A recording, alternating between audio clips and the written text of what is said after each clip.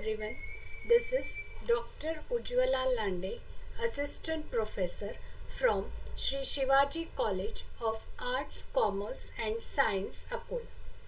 In this video, we will be talking about Hamilton's rule and altruism.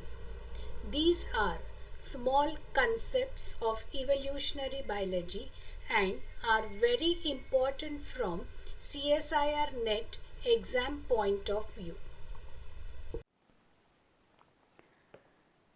So, about the syllabus. So, I have taken this topic from Unit 11 Evolution and Behavior CSIR NET Life Science syllabus.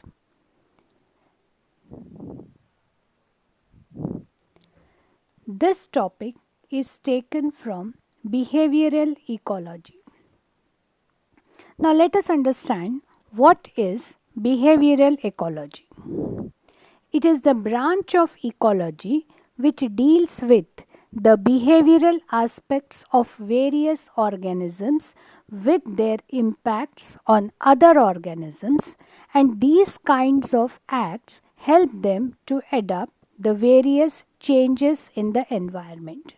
Now let us see what it is. Now see here, when an organism is present in the environment, then along with him there are many other organisms present there. And with these organisms, they interact through their behavior. Now this type of behavioral role helps the organism to adapt to the particular environment. So that is helping them to adapt to the particular environment. Now you can see here, behavioral ecology is centered around three problems that organisms faces. Now see here what happens. The environment around the organisms consists of many things like, say, plants, animals, predators and so on. And all of them are affecting the survival of the organism. Now what is the need to show this kind of behavior? Or why animals want to survive? What is the requirement of that animal for survival? See here, basic purpose of survival is to pass on genes to the next generation. That is inheritance. That is simply nothing but the reproduction. That means in reproduction, the genes are transferred from one generation to the next generation. That means to survive, animals need food, because when they will get food, then they will remain able to remain alive, and when they will remain alive, they will reproduce. The second need is that they should avoid being eaten up by predators. When they will escape predation, then they will remain alive and obviously they will reproduce. So when animal survives, they reproduce, right? Now, you all know about who is Charles Darwin. He is famous for his theory of natural selection. We all know that Charles Darwin has proposed the theory of evolution, which is the most accepted theory, that is the theory of natural selection, and it was published in his book Origin of Species. The whole concept of evolution is based on this theory of natural selection. Though we have universally accepted this theory of natural selection, yet the theory could not answer some of the questions, or still some of the questions remained unanswered from Darwin's theory. Now see here, and the slide you can see a social system which is displayed by various organisms. From the pictures only it is clear that how organisms, they are living together with one another, helping one another, supporting one another. This is the social system displayed by animals. Now, from Darwin's theory, the concept of evolution became clear. That is, how organisms evolved, how tree of life is generated, how diversity is created. All answers, all these questions were answered, but some questions remained unsolved, like how and why organisms show social behavior or social system. We all know that man is a social animal and he exhibits social behavior. Now, we know that why humans are social. Maybe because to fulfill our needs, maybe because we are selfish, or maybe for some self interest. For all these reasons, man is showing social behavior. Now the question arises, why all these animals are showing social behavior. You can see that all the animals are some or the other way are in connection with the other organism, that is they are helping other or they are showing social behavior. Animals are not selfish like human beings. Then why do they help others? Many a times it is observed that in a community, some animals at the cost of their lives save not only their children but children of their relatives too. We can understand that a parent can sacrifice for his or her own child. But why the parent is sacrificing their life for his life for children of his relatives? What is the need? Same is observed in human beings, same is observed in animals also.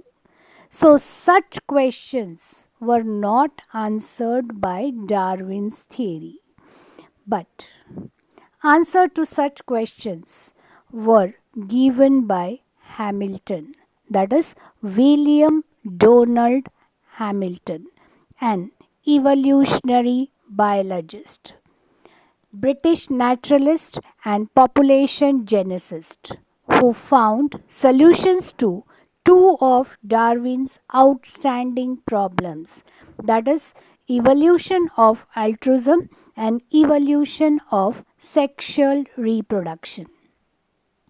His theory gave solution to these two problems, and the theory is known as Hamilton's rule.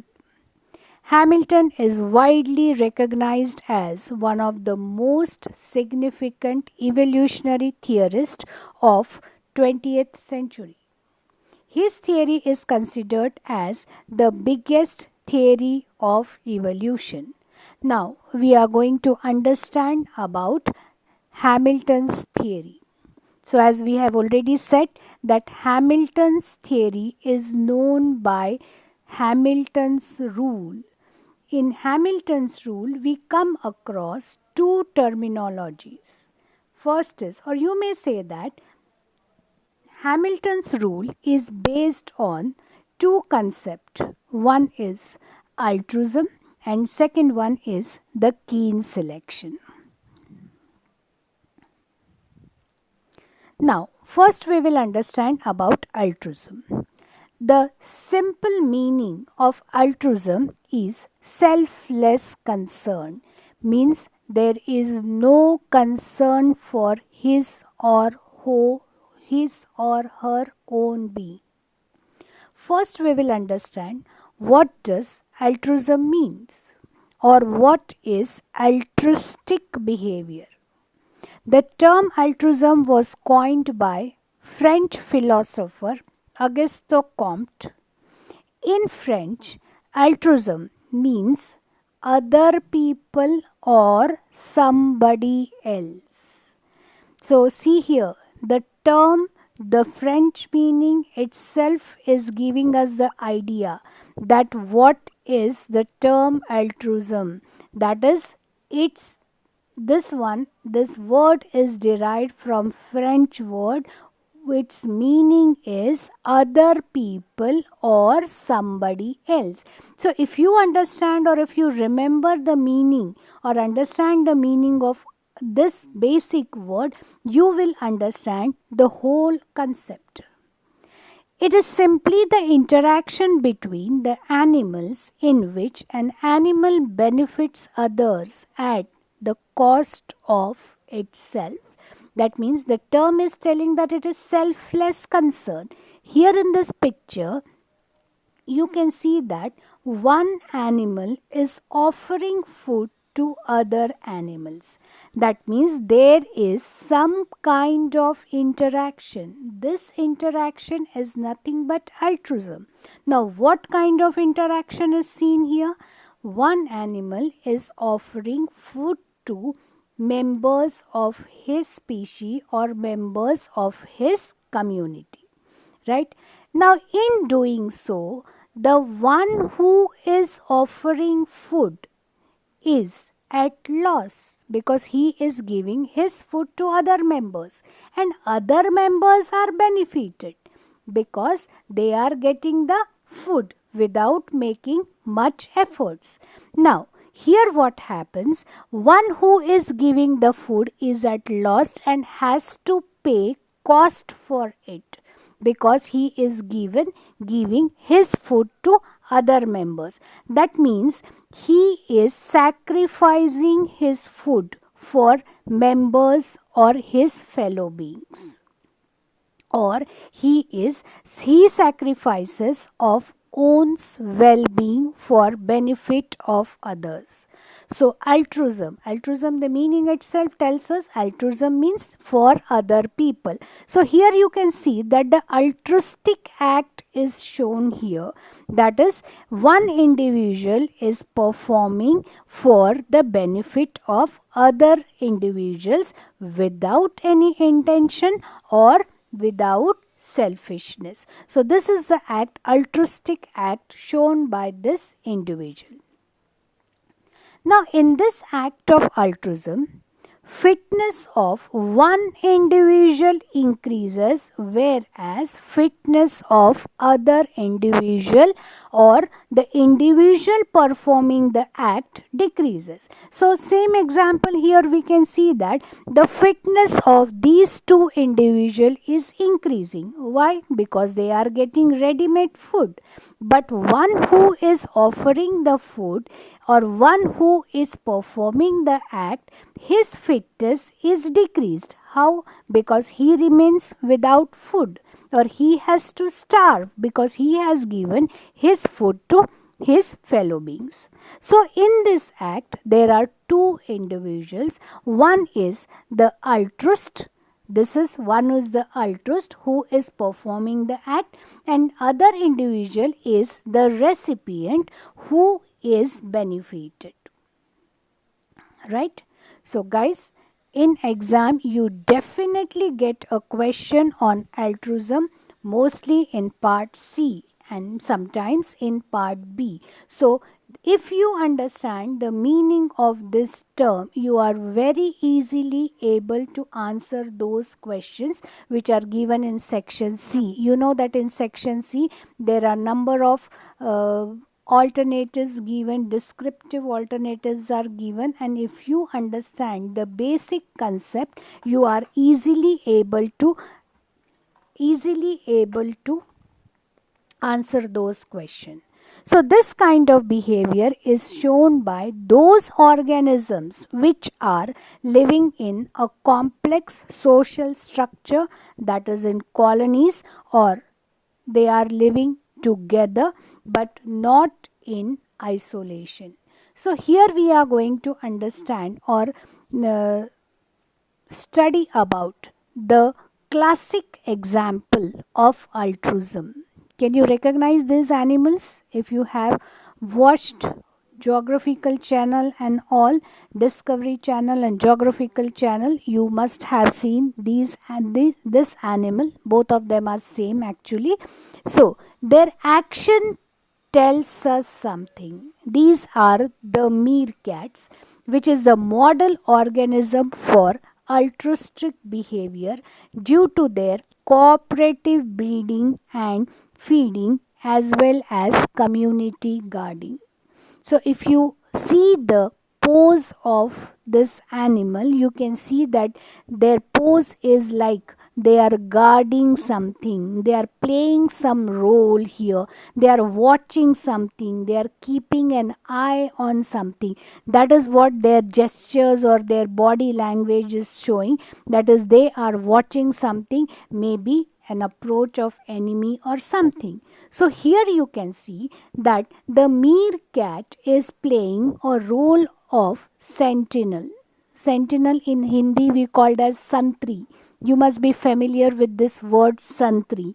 So the sentinel role is performed by a helper or a non-breeder, meaning he or she is on lookout, watching for possible predators and other potential threats to the community. So when their fellow members, they are eating food or foraging away from the burrows, then these meerkat who are on sentinel role will keep an eye for keep an eye on the predators or maybe enemies, those who are approaching towards them, and if they find someone approaching towards their group, then they produce a distinct bark to alert the other meerkats and all. So as soon as the distinct sound or the alarm is produced by these sentinels, then the other members of the group, they move and run and move into the burrows and all, and they are escaped. So while performing this act, what happens? The meerkat, those who were performing the sentinel role, they remain without food or they remain hungry. Now you can see here they are performing an altruistic act for the members of their group. They themselves remain hungry and allow others to have their food. Now you can see this is very uncommon in human beings. In human beings we see that first members of human beings, they first eat their food and then they allow others to eat or help others to have their food. But see here the difference. The meerkats, they play a sentinel role and allow their other members of the group to have their food, and while performing this act they have to sacrifice their food. This is the classic example of meerkat, and many a times there is question in CSIR net exam on this topic, maybe a 2-mark question or maybe a 4-mark question, that is from the section C. So there are few more examples here you can see. Here you can see examples of vampire bat. Here you can see example of vervet monkeys, or here you can see example of honeybees. So various other animals, they are showing altruism or altruistic behavior. Now let us understand what these vampire bats are doing. You can, some idea you may get by observing this picture, but here I'll tell you what exactly it is. Now you all know about bats, they feed on blood, right? If they don't get blood for 70 hours, they die. Now if one of the bat is not getting the food, then that bat is bound to die. So what other members of the bat family they do? They share their food or they share their blood that they have sucked into their mouth. They feed the other animals with it. How? Let us see. Mostly the female bats. They feed the other bats by regurgitating blood, that is, bringing the swallowed blood or food up again into the mouth and then putting it into the mouth of the hungry bat who is deprived of food. Now you can see this is a selfless concern, because one who has taken food for itself is taking out the swallowed food and providing it to the other members, keeping in mind that the survival of the other member is also important. So it is a selfless concern. These bats see that no member of their community remain without food. That is, it is the concern for the community. So obviously one who is feeding is at loss or has to pay cost. That means he is the altruist, and one who is benefited is the recipient, because he is getting the ready-made food. The second example we can see, that is of vervet monkeys. Vervet monkeys, more or less, their role is like the meerkats only. Vervet monkeys, mainly the females, generally have or show altruistic behavior. When they see a predator or an enemy approaching towards them, they give an alert call to the group members. In doing so, now see here what happens. This monkey, you can see vervet monkey is giving an alert call. He may be climbing on the tree and at a height and something and observing which enemy is approaching or predator is approaching towards them. So when this animal is giving alert call or producing sound, obviously this animal will attract all the attention of the enemy towards himself. That means he is risking his life for survival of his fellow members. So this is the act of altruism shown here. This member is not getting any benefit, but this member is showing altruistic act by costing his life or by sacrificing his life, so that other members of his community becomes alert and they escape from the predator or the enemy. Other example, you all are familiar with this example, that is the example of honeybees. In this community of honeybees, you know, honeybees, they are the eusocial animals. Queen is the fertile diploid female, male is fertile haploid male, and the worker females are sterile. So here the worker females are doing all the jobs, maybe building up of hive, collecting of nectar, providing every facility to this queen. Why? Because the queen is the healthiest one amongst them. That means if this queen is kept healthy or provided with all the things that will maintain her health, then she will reproduce and pass on their genes to the next generation. So here you can see that there is the reproductive act is given more importance by these sterile or the worker bees. They are sacrificing their reproductive activity for the reproductive activity of the recipient. So this one queen is the recipient and the worker bees are the altruist one. That is, they always have to pay cost and the queen is always benefited. So here in all the examples that we have seen, I'll show you a few more pictures also.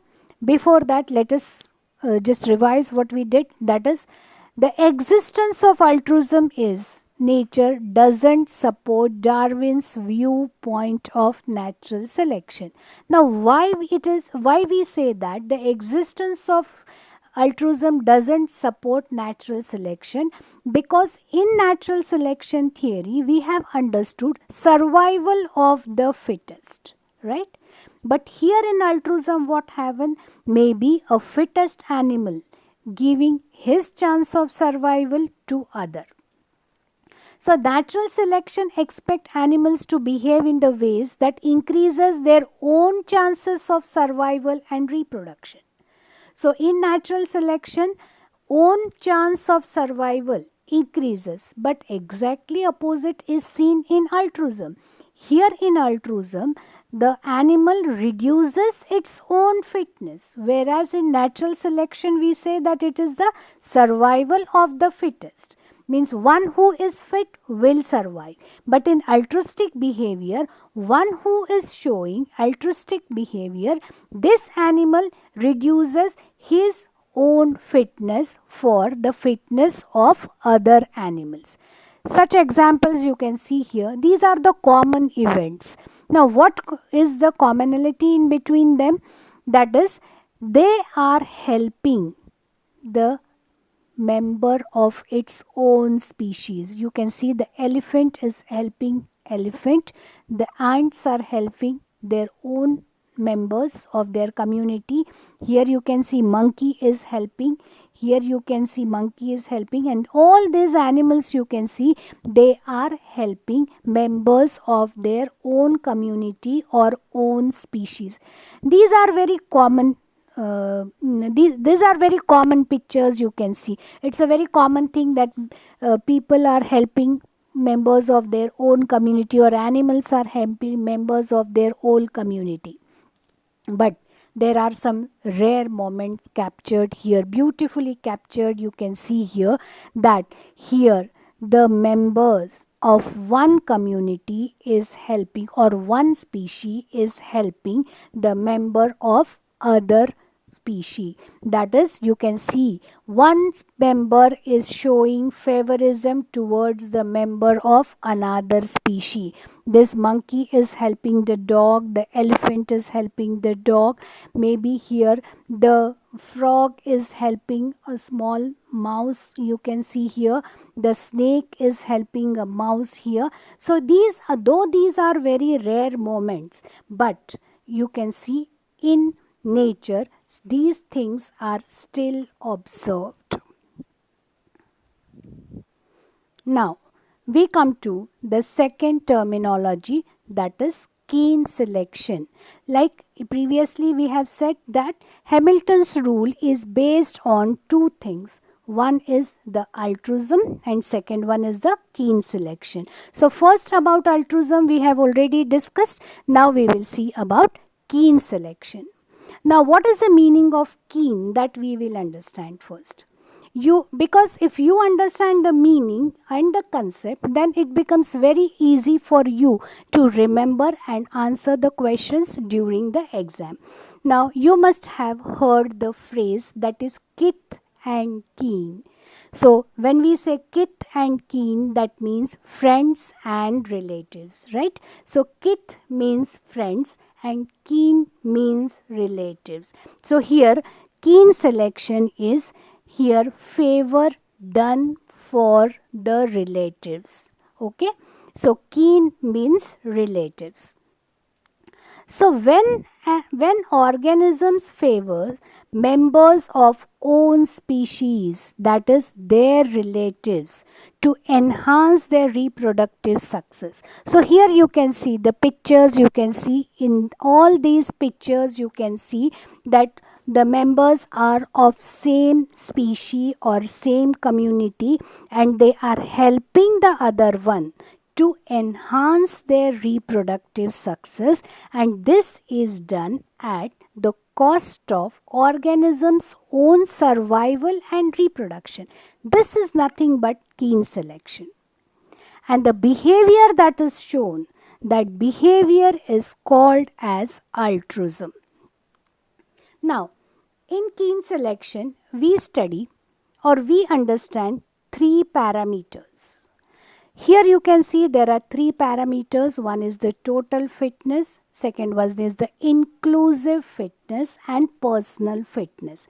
That means total fitness is nothing but inclusive fitness plus personal fitness.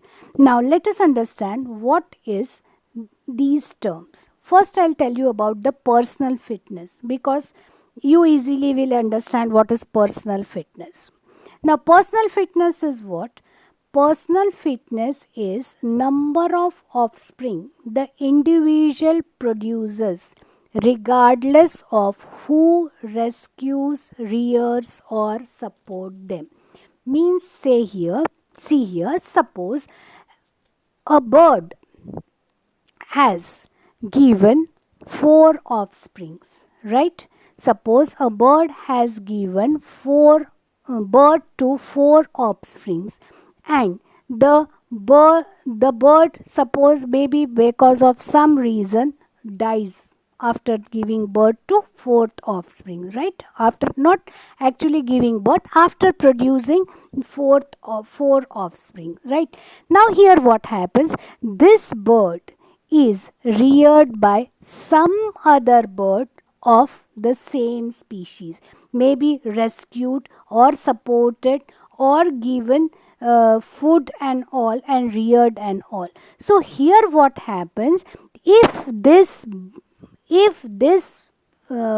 bird is given support by these two birds, they may not be their parents.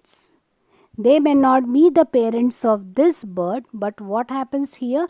This if survives, that will be the personal fitness of the bird who has produced this offspring. Suppose A is the bird who has produced this offspring, and that bird dies after producing this offspring or after begetting this offspring.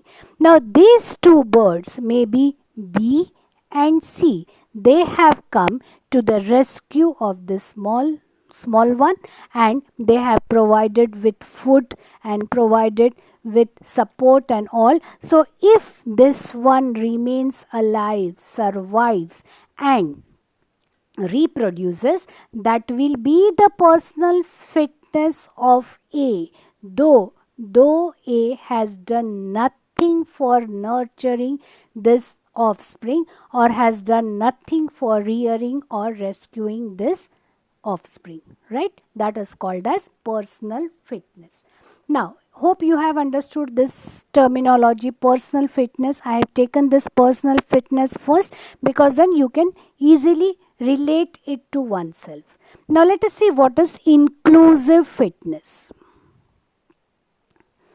Inclusive fitness is a number of offspring equivalents that an individual rears, rescues or otherwise supports through its behavior regardless of who begets them.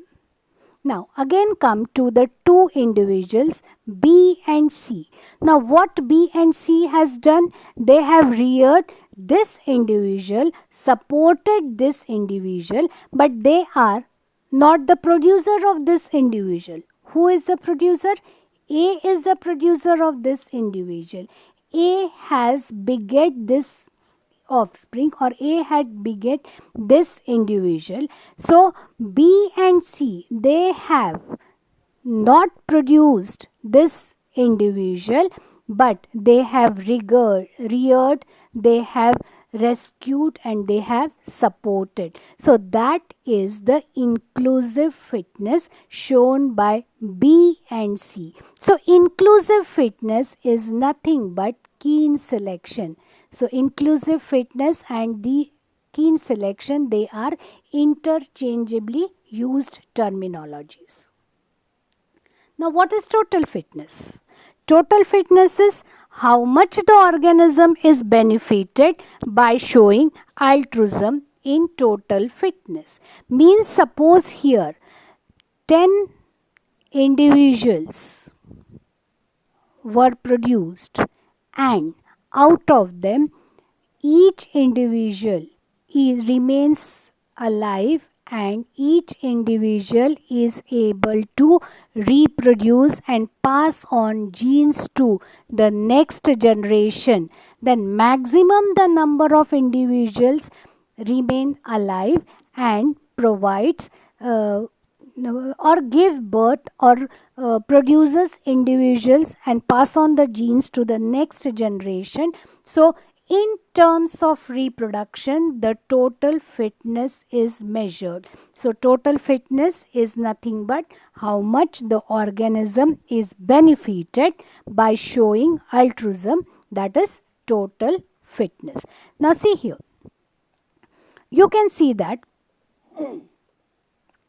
inclusive fitness or keen selection includes two things. One is the direct fitness and next one is the indirect fitness. Suppose we have here individual A, right? Individual A is providing benefit to its offspring, then that becomes the direct fitness, because directly every individual favors its offspring, right?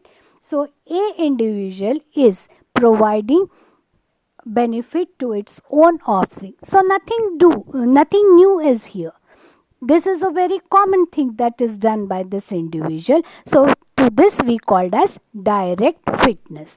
But in case the same A individual is providing fitness or favorism or benefit to its relatives, then to that we called as indirect fitness.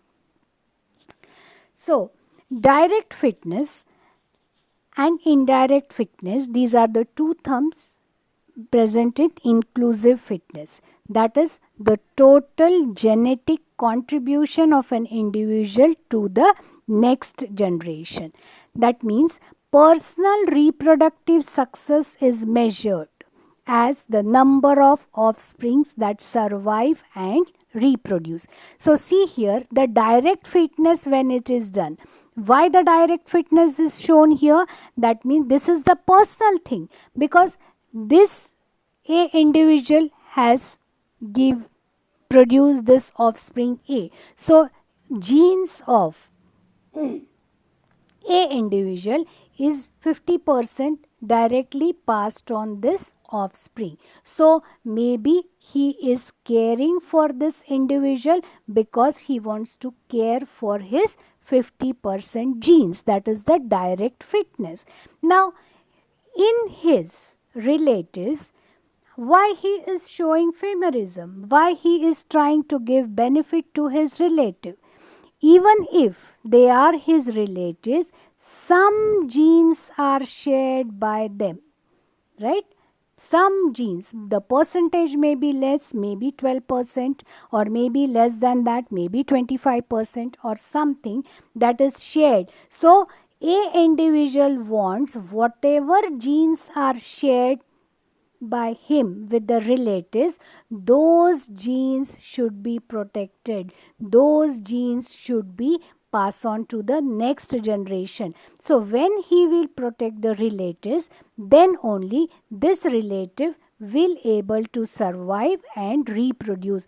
When he will reproduce, his genes will be transferred to the offspring.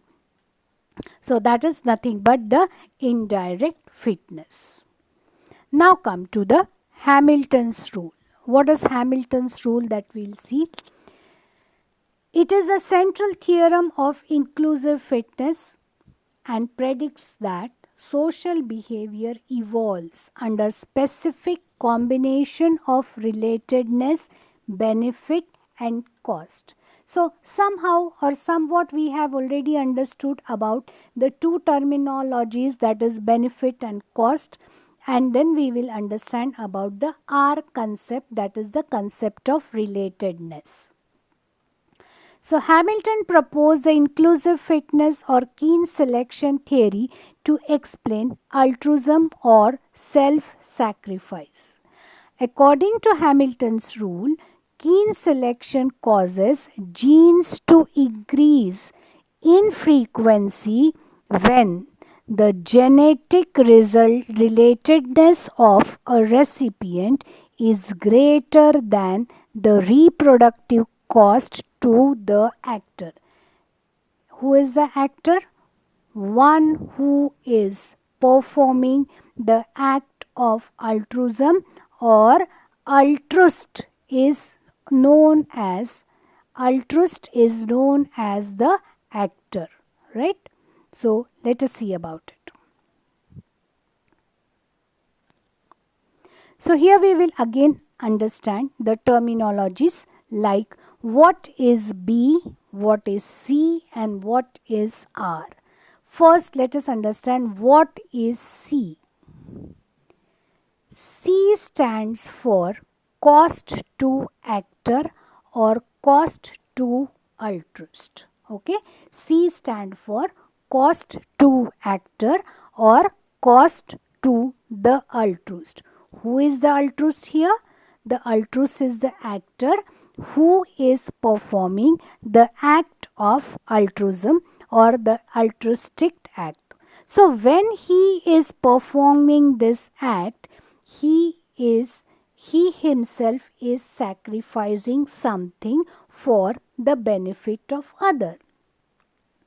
This sacrifice may be in terms of his reproductive ability, maybe in terms of food, or maybe in terms of his life also.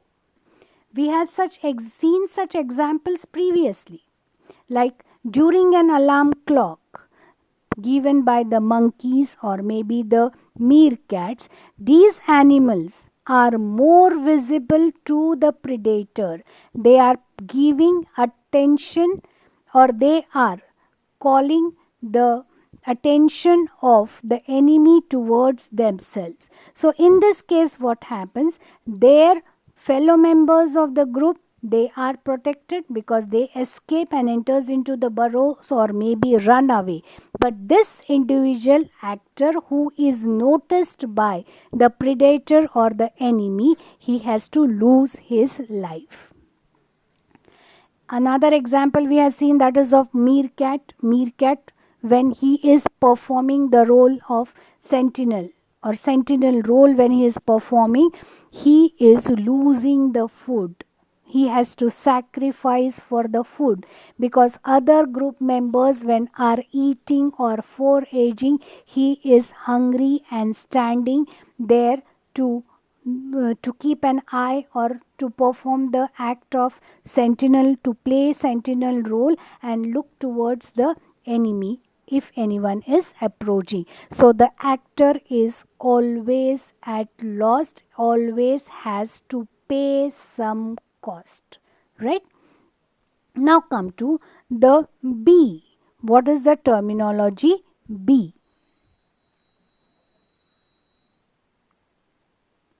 B means benefit to the recipient, right?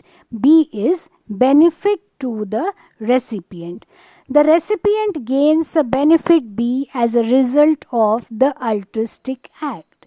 He may be getting protection from the predator, or maybe getting the food or something, and then he or maybe getting survival, or maybe for enhancing his reproductive activity or reproductive capacity.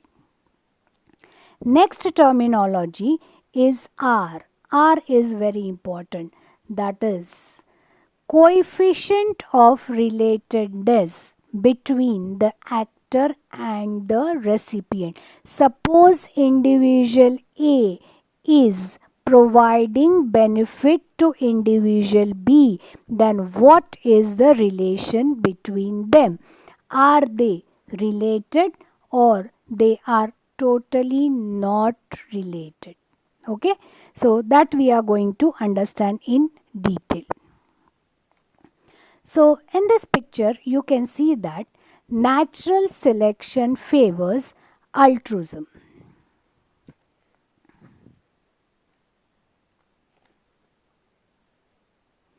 So see here, natural selection favors altruism when RB is greater than C. Okay? RB is greater than C means the act of altruism favors natural selection. That means the benefit is more than the cost or the loss. Now, what is favoring natural selection? It means the genes of the individual are passed on to the next generation. Say, for example, of the monkey. When a monkey is protecting its relatives from predation, it means that the monkey is protecting its own genes. As they are relatives of each other, that means they share some common genes. So when benefit is more than the cost, we say that the Hamilton's rule is met. Now see here, B is the benefit.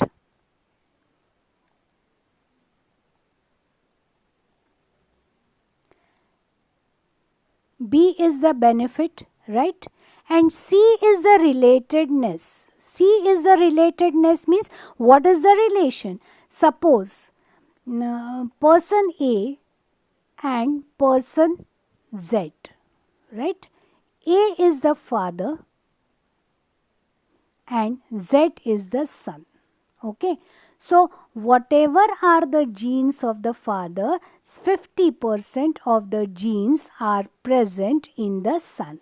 Okay. So when 50% genes are present, that means there is close relation. The genetic relatedness is more. The coefficient of genetic relatedness is 0.5. And what is the benefit? How many offspring this son or how many individual this son is providing, and to how many individual he is able to pass on the genes which he has inherited from the father.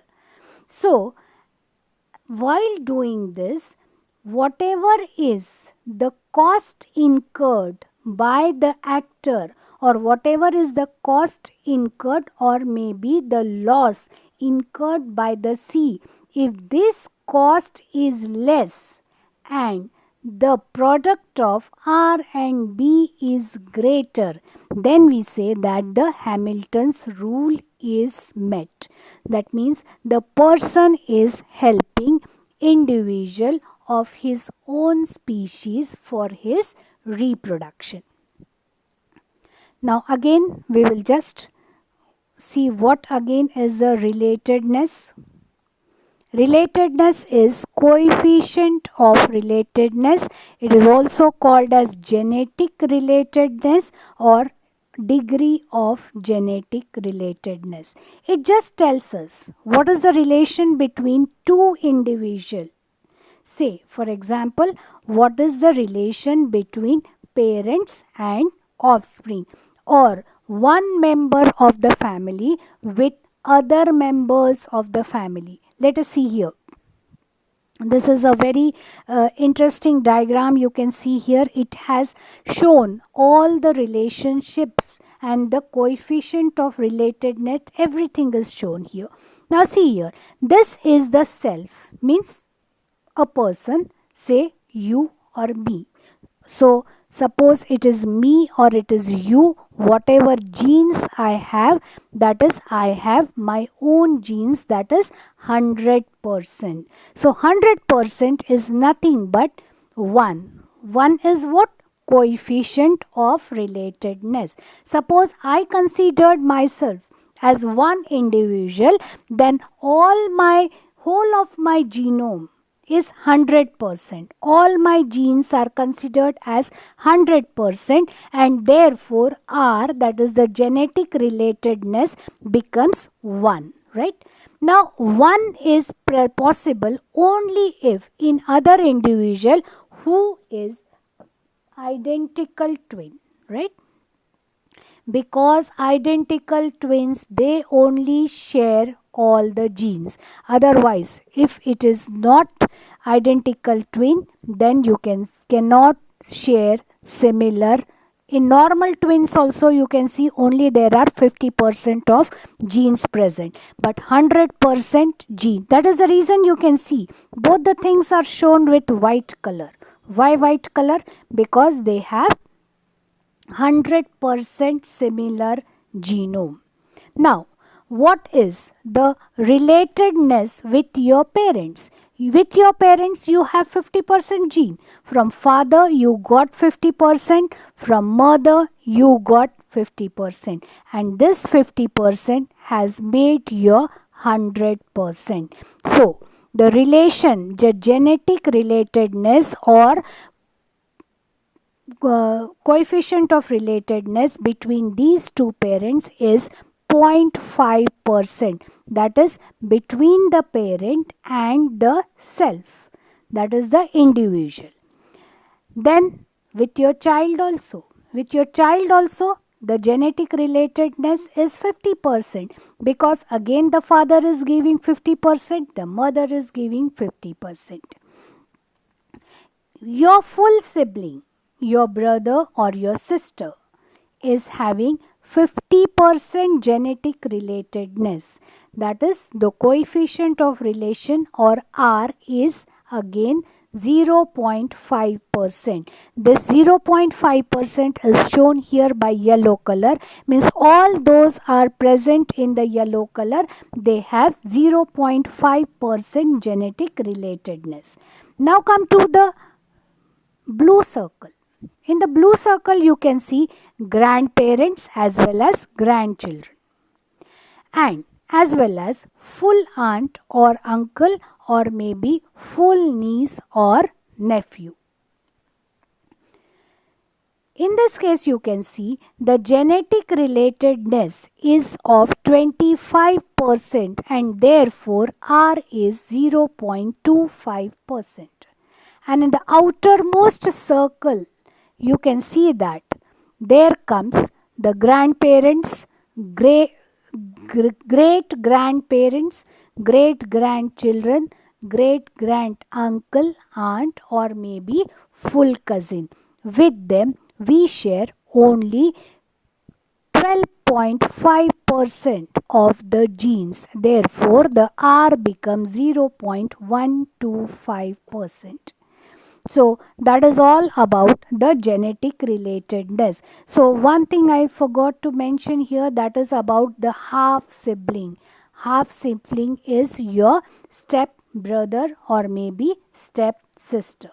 With stepfather or stepmother you do not have any genetic relatedness, but an individual will have genetic relatedness with half sibling, that is 25% only, because the father's gene are only present here and not the mother's genes. Therefore we say that it is half sibling is having 25% genetic relatedness. Now see, here you can see a beautiful picture overshot here. So let us sum up what we have understood up till now. That is, Hamilton's rule state that an animal will engage in altruistic behavior only when the indirect benefit that it derives from such behavior are greater than the direct reproductive cost that it incurs. So when an animal shares common genes with another animal that is in need of help, or for instance it is likely to exhibit altruism. This has led many biologists to believe that altruism could simply be selfish behavior at the gene level. I hope you have understood the concept of Hamilton's rule, inclusive fitness, total fitness, personal fitness, altruism, and kin selection. All these concepts are very important from the point of view of CSIR NET exam, and you are definitely going to get a question on this. So this concept, I tried my level best to help you out to understand this concept. Thank you so much.